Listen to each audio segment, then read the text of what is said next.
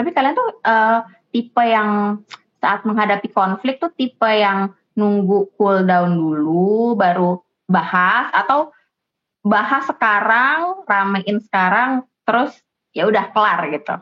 Gimana? Kalau aku tipe yang harus kelar sekarang juga. Oke.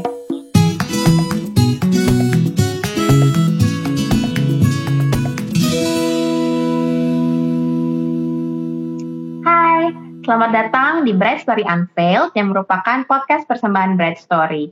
Perkenalkan, saya Noel Monik Rencita yang akan menjadi host Anda di episode kali ini. Nah, Bright, kalian pasti tahu kan, nanti once you're married, pernikahan itu tuh nggak selalu happy-happy romantis selalu. Kan namanya juga it's a roller coaster ride, jadi ada ups and downs, terus wajar lah kalau suatu saat tuh ada yang namanya pertengkaran antara suami dan istri. Nah, karena semua pasangan itu pasti pernah berargumen dan beda pendapat, kali ini kita mengangkat topik ini nih, karena penting banget untuk pasangan calon pengantin terutama untuk tahu bagaimana menyiasati argumentasi dan pertengkaran sebagai suami istri agar bisa mengatasi dengan baik gitu loh. Jadi berbeda pendapat itu tidak membuat hubungan kita dan pasangan justru menjadi renggang. Nah, untuk membahas hal ini, bersama saya telah hadir sepasang pengantin baru lah ya, baru mau setahun kan.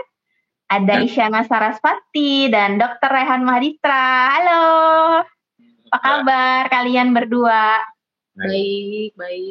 Alhamdulillah. Thank you ya udah bersedia hadir dan ngobrol di podcast. Sebelumnya, ceritain dong kesibukan kalian saat ini apa aja? Kesibukan aku sih masih sama ya, pasti bermusik. Cuman sekarang memang semuanya dilakukan secara virtual. Terus kalau misalkan memang kita terpaksa harus ke venue pun nggak ada penonton. Benar-benar ketat banget sesuai dengan protokol kesehatan dan segala macamnya. Melewati berbagai macam prosedur kesehatan dulu. Terus tapi sisanya di rumah aja sih. Kayak di rumah aja ya, sama lah seperti kita ini juga ya. Kalau Dokter Rehan gimana? Kalau saya juga di rumah aja, tapi kebetulan lagi persiapan masuk spesialis. Jadi mudah-mudahan kalau keterima, hasilnya belum ada, saya belum ada pengumumannya. Jadi mudah-mudahan bisa. Amin. Terus ini bukannya jadi YouTuber juga nih? Profesi samping ya. Merambah ya? Iya. Juga lah nyoba jadi content creator. Gimana? Ceritain dong sedikit soal channel YouTube-nya. Oke, jadi Juni kemarin saya buat channel namanya Makoto, itu di platform YouTube, Instagram, sama Twitter juga. Itu sebenarnya wadah untuk diskusi sama edukasi seputar kesehatan, lebih baik tentang neuroscience dan juga kesehatan mental sih, kayak gitu. Oke, sesuai dengan minat kamu lah ya di dunia psychiatry ya.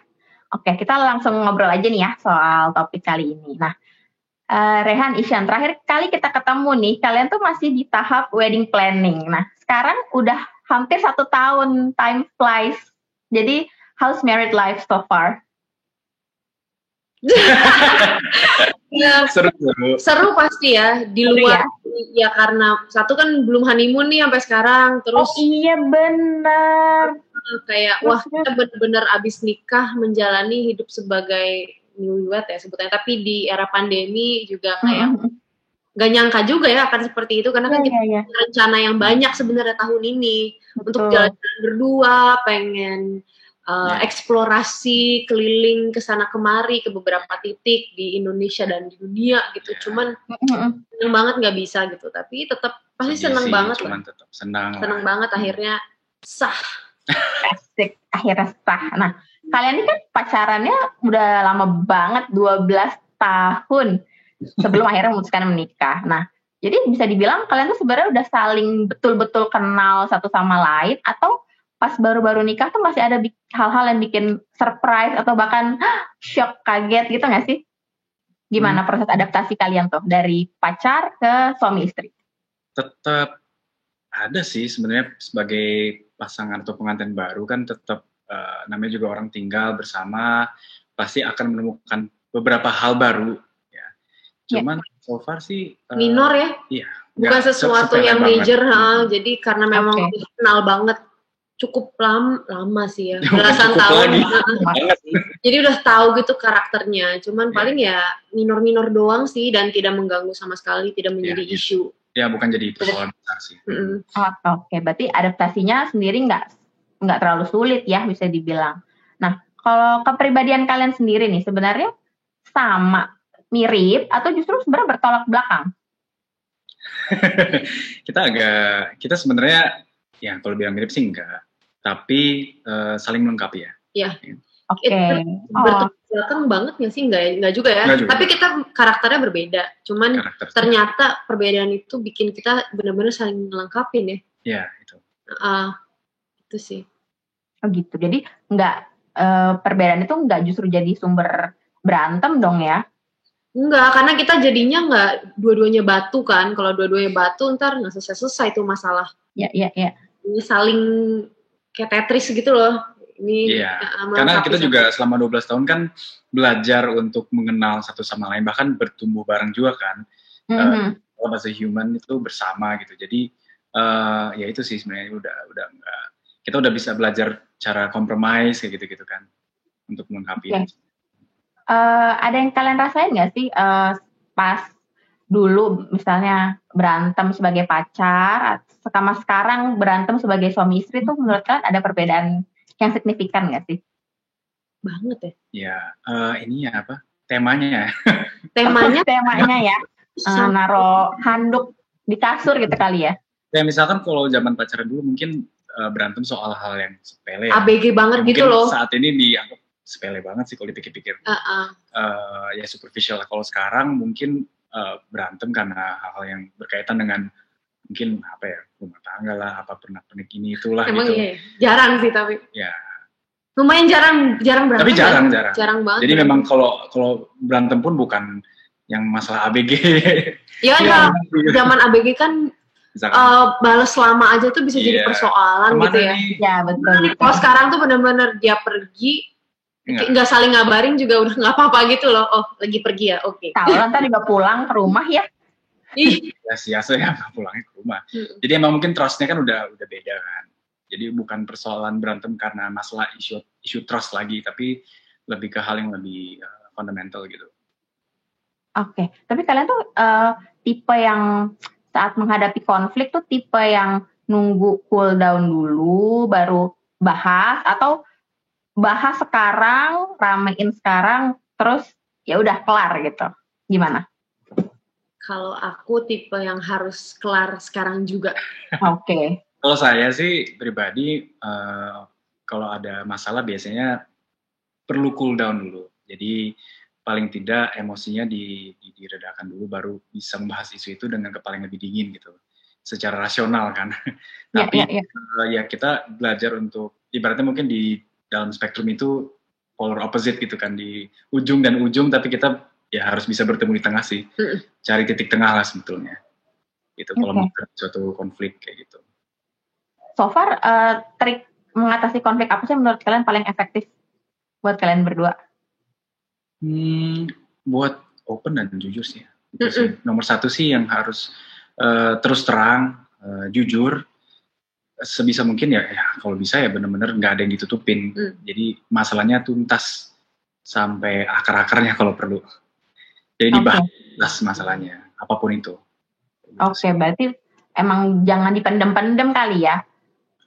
Jadi harus langsung selesai satu juga, sejujur-jujurnya, seterbuka mungkin, biar bisa langsung ketemu juga solusinya gitu ya.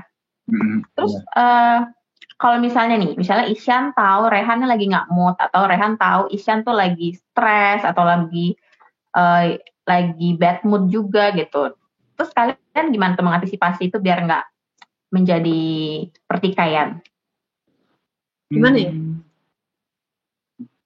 Biasanya sih karena aku udah lumayan tahu flow-nya Mako, jadi kalau dia lagi nggak in the mood gitu, biasanya aku emang dia butuh waktu sendiri kan. Perkara apapun ya, dia lagi bad mood soal apapun, bukan tentang hubungan ya, tentang pekerjaannya lah atau tentang kondisi apa ABC gitu. Biasanya aku diemin dulu sih, karena aku tahu itu kayaknya jalan terbaik. Kalau misalkan aku malah tekan kayak kenapa gitu, jangan gitu tuh malah aku rasa malah nimbul konflik. Tapi karena aku udah tahu karakternya Mako seperti ini, jadi ya diemin aja dulu. Ntar kalau udah reda, dia juga udah balik lagi, ya baru nanya kenapa segala macam gitu. Tapi aku mau balik lagi ya ke proses wedding planning. Waktu wedding planning itu kan sebenarnya kayak mini marriage gitu ya. Kalian ada nggak sih mengalami konflik-konflik berantem-berantem gitu pas wedding planning? Nah ini menarik banget loh, karena semua orang di dunia, lebay, sudah memberikan kita itu ya, wanti-wanti gitu loh. Biasanya kalau mau nikah tuh, banyak cobaan, apa segala macam. Tapi gila, kita alhamdulillah banget. Iya. Bener-bener kayak, kalau bisa dibilang lumayan jalan tol sih. Sampai menuju ke nggak ada pertikaian emosi gitu ya. Dari kita sendiri. Ada drama-drama gitu ya. Gak ada drama-dramanya gitu. Dibanding sama cita-cita orang ya. Yang kita udah ditakut-takutin duluan kan. Iya. Akan melewati itu gitu, tapi kita alhamdulillah lancar sih. Syukur sih. Untuk di situnya lancar banget sampai hari itu. Persiapan. Gitu ya, bagus lah gitu ya. Terus kalau misalnya ada nggak sih kalian rasa cemburu gitu sama satu sama lain? Terus gimana sih cara kalian mengatasinya? Sekarang mah udah enggak. Kalau dulu sekarang udah enggak ya? Awal pacaran pas masih sekolah, ya itu salah satu isu mungkin ya. Wajar sih mungkin. Ganti-gantian lagi. Iya, ganti-gantian. Awalnya Mako dulu cemburuan, terus Mako udah nggak cemburuan, terus aku cemburuan. Tapi itu benar-benar zaman sekolah ya. Iya. Sekarang sih kayak udah hilang total. Ya itu salah satu contoh tadi temanya gitu. Kalau sekarang sih udah enggak sih. Tapi menurut kalian masih perlu nggak sih ada bumbu-bumbu cemburu itu di pernikahan? Atau emang udah nggak perlu menurut kalian? Itu sih tergantung situasi ya. Iya, tergantung kalau misalkan satu sama lain itu memang terbuka, jujur, kalau setiap ada masalah itu langsung cerita. Jadi pasangan itu jadi tempat untuk curhat, tempat untuk mengeluarkan perasaannya. Mestinya sih harusnya nggak ada ya mungkin. Dan otomatis mungkin nggak akan cemburu juga sih kalau udah kayak gitu. Tapi memang di kondisi tertentu bisa jadi emang diperlukan. Namanya juga kan kita tetap harus menjaga pasangannya kan. Iya. Karena kita belum ketemu orang lagi. Pandemi. Iya. Nggak ada bisa cemburu. Bener juga ya. Cemburu sama siapa juga ya. Tapi ngomong-ngomong pandemi ya, malah banyak loh couples ya yang mungkin karena ketemu tiap hari, terus rutinitasnya kan jadi sebatas di rumah aja, terus mungkin juga banyak tekanan. Either mungkin finansial atau kerjaan, terus malah jadi berantem gitu. Kalian sendiri selama pandemi ini gimana tuh? Ada nggak tantangan yang menyebabkan konflik dan gimana sih kalian mengatasinya? Wah, kita terbilang cukup aman ya. Iya, emang banyak sih dengar kasus selama pandemi itu banyak pasangan yang berantem besar. Iya. Misalnya di dunia perceraian itu naik ya. Itu naik. Betul. Ya menyeramkan sih, cuman alhamdulillah sih lagi-lagi kita lancar ya. Kita lancar sama pandemi. Aku rasa kenapa kita masih diberi kelancaran karena kita masih punya kesibukan masing-masing gitu loh yang bisa dilakukan di rumah. Benar-benar nggak ngekat, kita tidak terkat lah pekerjaannya gitu walaupun pandemi. Aku yang masih sempat kayak ngerjain konser virtual apa segala macam, bikin project sana sini. Mako yang ngerjain Makotok, terus juga dia benar-benar nyiapin spesialis mati-matian banget. Jadinya kita tetap masih punya fokusnya ya, fokus dalam pekerjaan, jadi nggak terlalu benar-benar 24 jam setiap hari itu ngobrol terus gitu. Enggak ya. Jadi tetap kan WFH ya, tetap bekerja, tetap balance. Jadi berarti menurut kalian penting dong ya punya hobi dan aktivitas masing-masing untuk mengurangi itu kali ya, friksi. Karena terlalu sering ketemu. Terus kalau kesibukan kalian sendiri yang cukup beda ya, bahkan sebelum pandemi pun pasti waktu kalian tuh kan cukup susah ya untuk ketemu bareng. Pernah nggak sih ada berantem itu karena kesibukan dan pekerjaan? Kayaknya kalau karena kesibukan seingatku nggak ada ya? Nggak ada, tapi kayaknya gara-gara LDR aja sih. Ya mungkin dulu, karena LDR-nya ya. Kan kan kita lama LDR juga ya. 6 tahun. 6 tahun. Jadi memang dari segi komunikasi pasti terbatas gitu. Namanya juga cuma lewat teks, lewat video call kan beda sama in person gitu Jun. Jadi ya mungkin dari situnya sih. Tapi kita ya udah berhasil sih belajar cara ngerti pekerjaan profesi satu sama lain gitu. Karena mungkin sama-sama profesi kita tuh jadwalnya bisa dibilang nggak teratur juga kan. Kayak gitu. Kadang kita harus kerjanya sore gitu-gitu. Jadi di situnya mungkin mirip. Selama LDR kalian ini nggak sih itu masa-masa yang kalian sering berantem atau gimana? Atau itu masa-masa penjajakan kalian juga? Semasa penjajakan ya. Kalau berantem sih ya pasti pernah lah ya. Cuman nggak terlalu. Kalau aku sih ingat banyak banget yang ngomong tuh, LDR tuh nggak mungkin berhasil. Gue langsung putus. Wah, nggak mungkin lah semua orang yang kenal LDR pasti ujung-ujungnya putus juga, nggak sampai nikah gitu. Tapi aku tetap percaya gitu. Kalau memang kita punya tujuan yang sama, kita serius mau sampai sana ya, mudah-mudahan bisa. Akhirnya alhamdulillah tercapai kan. Jadi apapun bisa lah ya, misalnya LDR itu walaupun banyak tantangannya, tapi mungkin justru banyak juga pelajaran yang diambil dari situ ya, untuk bekal pas menikah, ya nggak? Bener sih, salah satu juga yang bikin aku jadi yakin banget Mako is the one pada saat kita lagi LDR ya, karena banyak pembelajaran yang didapatkan, terus dari jarak yang udah jauh aja ternyata kita masih bisa bertahan di situ, malah bikin aku makin yakin.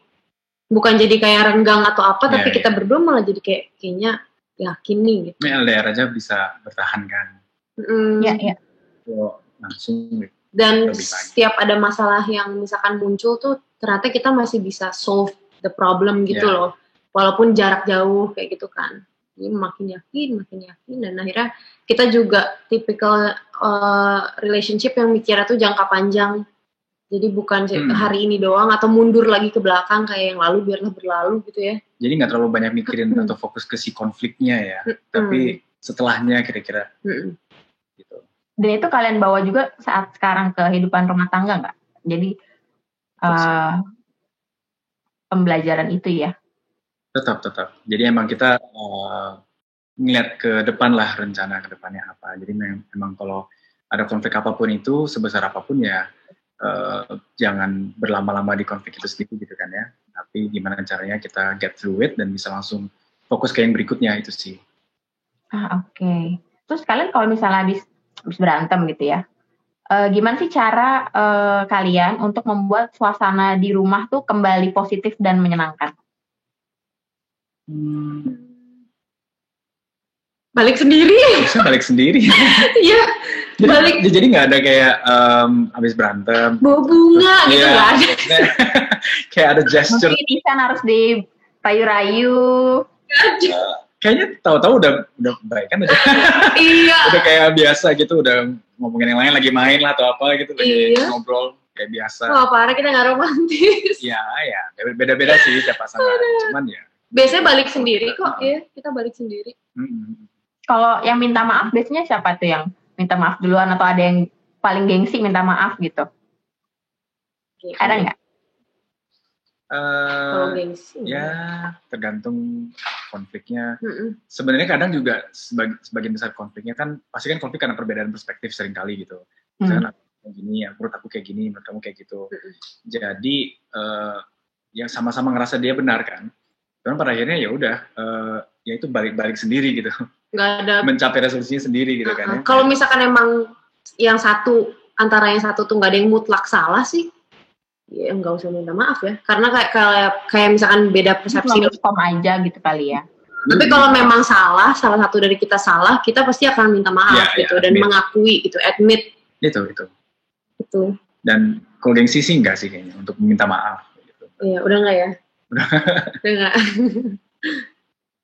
Terus penting nggak sih menurut kalian suami istri itu sharing tentang konflik atau masalah pernikahan tuh ke orang lain, misalnya ke orang tua atau ke konselor pernikahan mungkin, atau ikut couple counseling gitu? Sebenarnya seberapa penting dan menurut kalian gimana?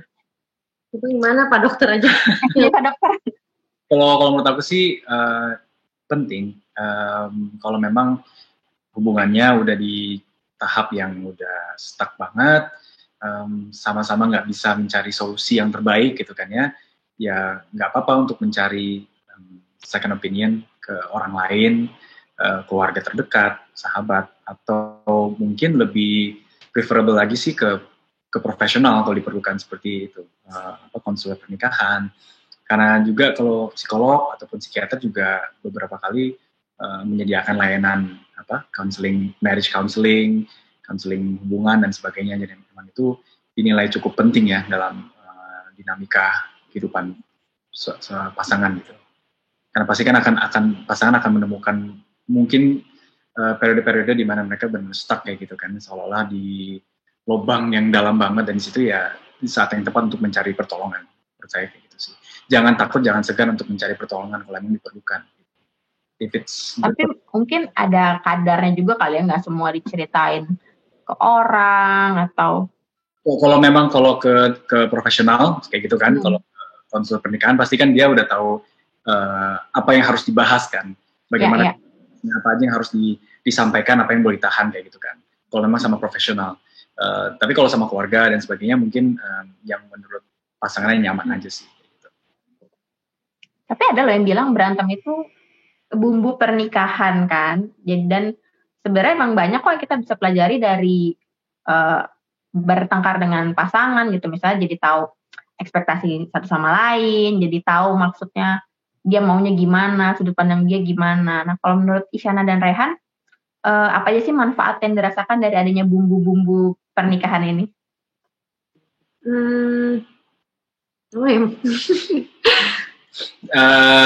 Ya emang kayak tadi di awal kan Noel cerita tentang hubungan itu sebagai roller coaster atau bagaikan roller coaster, pasti ada ups and downs-nya, dan justru bagian seru ada di perjalanan itu sendiri kan.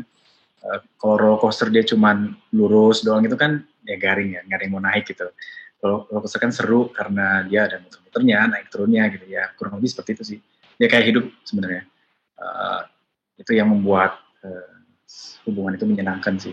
Karena kita bisa belajar dari semua masalah yang kita alami, solusi yang kita temukan itu membuat kita menjadi lebih dewasa, pasti, ya kan, dan sebagainya. Lebih mengerti satu sama lain, lebih punya toleransi antar sesama, gitu. Dan membangun dinamika hubungannya aja sih, kayak gitu. Nah, kalau Isyan sama Rehan sebelum menikah kan selain persiapan pesta, acara, ada nggak sih kalian persiapan mental yang kalian lakukan untuk memasuki kehidupan rumah tangga ini? Iya. Kita dapat nasihat ya kayaknya sih. Wejangan dari orang tua masing-masing. Beberapa kali diajak ngobrol kayak gitu. Cerita kalau kehidupan nanti berumah tangga seperti ini, hubungan nanti akan seperti ini. Dikasih beberapa advice, dan menurut kita itu sangat-sangat berharga. Mungkin itu sih untuk membantu kita mempersiapkan mental kita menghadapi pernikahan. Gitu. What's the best advice you've got? About marriage. Apapun itu, fokus sama pasangan. Apapun itu fokus sama pasangan. Jadikan pasangan prioritas nomor satu. Itu sih mungkin salah satunya. Karena nggak tahu, mungkin menurut orang tua kita akan ada suatu saat di hubungan kita yang mungkin apalagi kalau kita udah sibuk, banyak urusan, banyak pekerjaan dan sebagainya, itu seringkali nggak atau terlupakan gitu. Tapi jangan sampai lupakan bahwa pasangan itu nomor satu gitu sih. Jadikan prioritas pertama. Gitu. Oke, berarti pasangan itu menjadi prioritas satu sama lain. Nah, untuk merangkum apa aja sih pelajaran yang telah kalian petik dari perjalanan pernikahan ini yang hampir 4 tahun? Karena kan kata orang the first year are the hardest ya. Jadi bener nggak gitu? Iya. Bukannya katanya tahun ketiga, kelima nggak tahu ya? Iya, mungkin beda-beda sih. Belum. Kan itu nggak pasti ya. Cuman ya kita bersyukur sih so far mendekati setahun lancar. Dan mungkin kedepannya sih kita berharap mungkin bisa tetap terus belajar cara menjadi suami istri. Maksudnya yang gimana, belajar lebih banyak lagi tentang berumah tangga dan sebagainya gitu. Sambil jalan lah. Oke. Seru banget bincang-bincang hari ini bersama Isyana dan Rehan. Sekali lagi terima kasih ya udah bersedia sharing tentang rumah tangga dan dinamika suami istri. Semoga Brides to be yang mendengarkan bisa mendapat sedikit gambaran tentang kehidupan setelah hari pernikahan. dan mengerti bahwa yang namanya pertengkaran suami istri itu wajar kok ya. Dan justru diharapkan pertengkaran itu, adu pendapat atau konflik itu justru membuat hubungan semakin kuat gitu loh. Jadi komunikasi terjalin lebih baik, terus membantu kita memahami itu tadi ekspektasi satu sama lain. Justru jangan sampai pertengkaran itu justru memecah belah kehidupan pernikahan yang telah dibina. Nah, sekali lagi terima kasih untuk Isyana dan Rehan, juga untuk Brides to Be yang mendengarkan. Jangan lupa mendengarkan ini loh, cek channel YouTube-nya Dr. Rehan Makoto. Oh iya. Mendapatkan berbagai info menarik soal gaya hidup sehat serta berbagai macam diskusi seru. Bapak Rehan boleh kalau mau mempromosikan. Oke, makasih. Untuk yang mendengarkan, jangan lupa untuk kunjungi akun Makotok di YouTube, Instagram, sama Twitter, dan mudah-mudahan kontennya bermanfaat. Sip, oke. Jangan lupa follow terus juga Spotify Bride Story Unveiled dan Instagram The Bride Story agar tidak ketinggalan episode-episode berikutnya yang gak kalah seru. Saya Noel Monique, undur diri. Stay safe and thank you. Thank you. Dah. Bye.